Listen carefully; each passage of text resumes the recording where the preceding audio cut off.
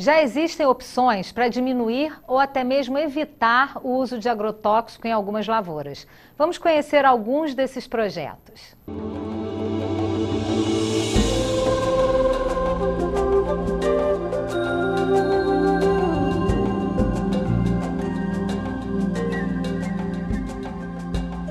E quem vai conversar com a gente aqui no Laboratório de Controle Biológico de Pragas da Universidade Rural é o professor pesquisador Mauri, que também é engenheiro agrônomo. Professor, por que foi criado esse laboratório? Esse laboratório ele foi inaugurado na década de 70, né? Ele pertencia ao antigo Estudo Açúcar do Álcool, ao Plano Açúcar, que era um programa governamental de melhoramento da cana-de-açúcar, usando métodos alternativos, que a gente usa agentes biológicos, nós não usamos inseticidas aqui para controle de praga, né? E era uma tecnologia que foi pioneira na época, reconhecida mundialmente, e a gente já trabalha aqui há quase 40 anos produzindo uma vespa, que foi introduzida na década de 70 e que é liberada nos canaviais para controle de uma das principais pragas da cana-de-açúcar, que é a broca da cana-de-açúcar, tá? Isso a nível nacional. Todos os estados canavieiros têm problema de broca. Hoje não, que o controle é feito dessa forma. Então nós chamamos isso de controle biológico, usando o inimigo natural que existe na natureza, que é produzido em escala comercial, em grande escala, e liberado nos canaviais para controle da broca, né? Então quer dizer que a plantação de cana da região, ela é toda, o controle das pragas é feito todo dessa forma, biológica? É dessa forma que é feito, principalmente da broca, da cana-de-açúcar, que é uma das espécies mais agressivas, mais limitantes de produção no setor canavieiro do Brasil, entendeu? E em outros países também, né?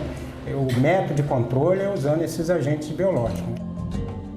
Um dos benefícios, né, do controle biológico é que ele não causa poluição, não deixa resíduos tóxicos, não causa dano à saúde, tá? Ela só vive em função de controlar a praga, sem deixar resíduo no meio ambiente nem em alimentos, né?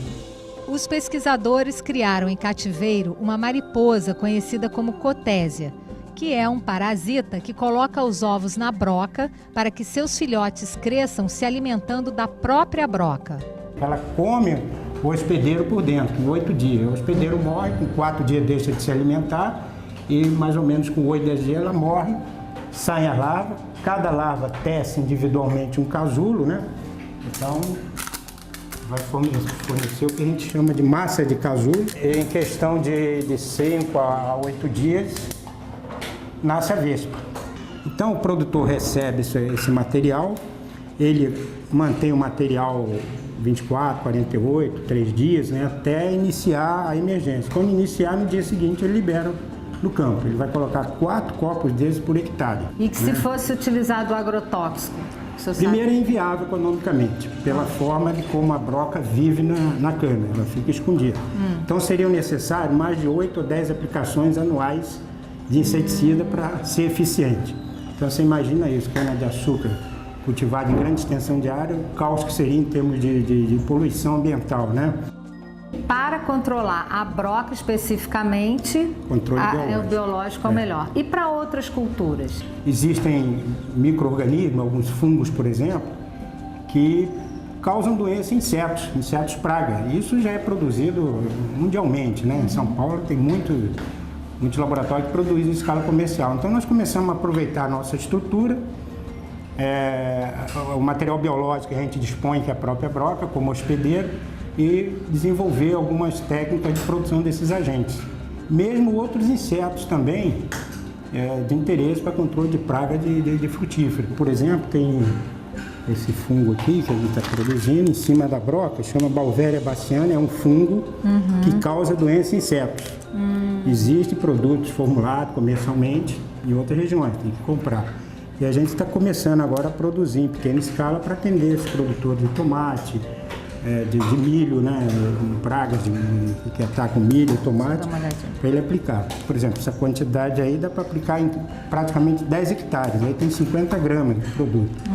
O fungo ainda vai soltar um pozinho, uma semente, é o momento dele aplicar. Como que é feita a aplicação? O produtor, ele tem, por exemplo, para aplicar uma bomba de 20 litros, né, um pulverizador, ele vai usar mais ou menos 1 grama desse produto, ele tem que bater no liquidificador, diluir, ou macerar e passar na peneira. Eu quero mostrar para vocês o seguinte, aqui é a larva da broca. Ela é bem molinha, mais clara e bem molinha. E aqui ela já é uma crisálida, que ela vai virar uma mariposa.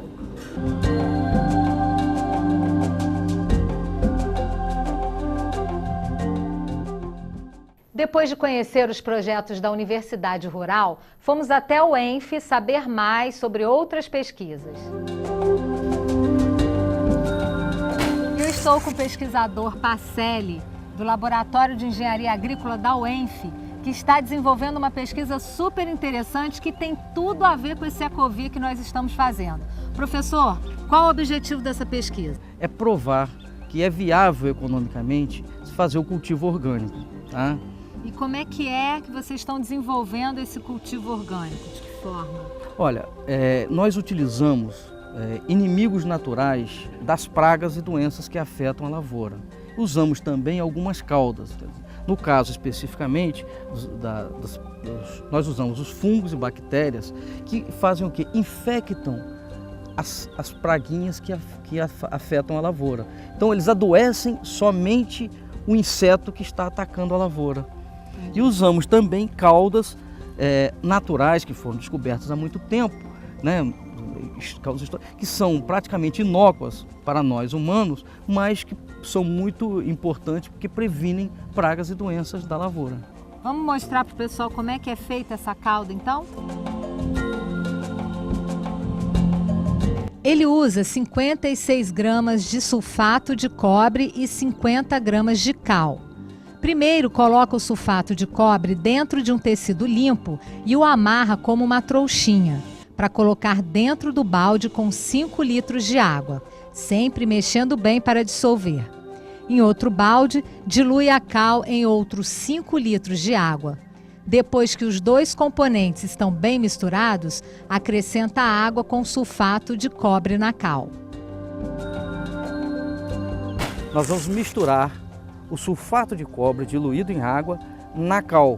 Temos que fazer desta maneira e não o contrário, porque senão haveria precipitação, formariam aglomerados e não conseguiríamos então pulverizar nas plantas. Então sempre, lembrando, sempre, nós devemos colocar o sulfato de cobre na água de cal. O pesquisador agora está coando a cauda para que a gente possa levá-la até a plantação de tomate.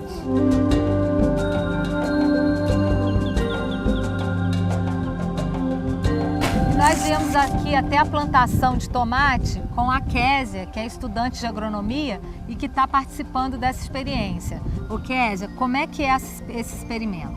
Então, o nosso experimento, a gente visou a importância do tomate, que ela é uma cultura de importância mundial e também ela é muito suscetível a pragas e doenças.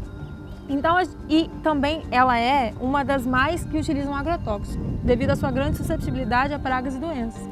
Então, o nosso trabalho objetivo é ver se é viável economicamente a produção dessa cultura orgânica. Késia, explica pra gente como é que é feito o manejo orgânico. Nós aplicamos aqui a cauda bordaleza, que é para controle de fungos, e aplicamos também a bactéria e o fungo, né? E aplicamos alternadamente. Uma semana a gente aplica a cauda, outra semana a bactéria, outra semana o fungo. Vai fazendo esse rodízio. Tá, o fungo, nós já tivemos uma explicação lá na Universidade Federal Rural, que nós fomos antes, que diz que ele entra pela pele, né, da praga e a infecta. E a bactéria, como é que ela é infectada? A gente aplica na superfície da folha e a lagarta ela vai comer a folha e vai ingerir essa bactéria e vai matar ela. Quer dizer, então, que se vocês comprovarem a hipótese dessa pesquisa, o produtor rural ele vai ter uma técnica orgânica que vai ser muito mais viável economicamente e muito menos agressiva ao meio ambiente. É isso mesmo? É isso mesmo, e é por isso que é tão importante. Legal, né? Se você puder, procure sempre alternativas mais ecológicas. O meio ambiente agradece. O Ecovia fica por aqui e o nosso e-mail para qualquer crítica e sugestão é ecovia@jornalterceiravia.com.br. Até o próximo programa.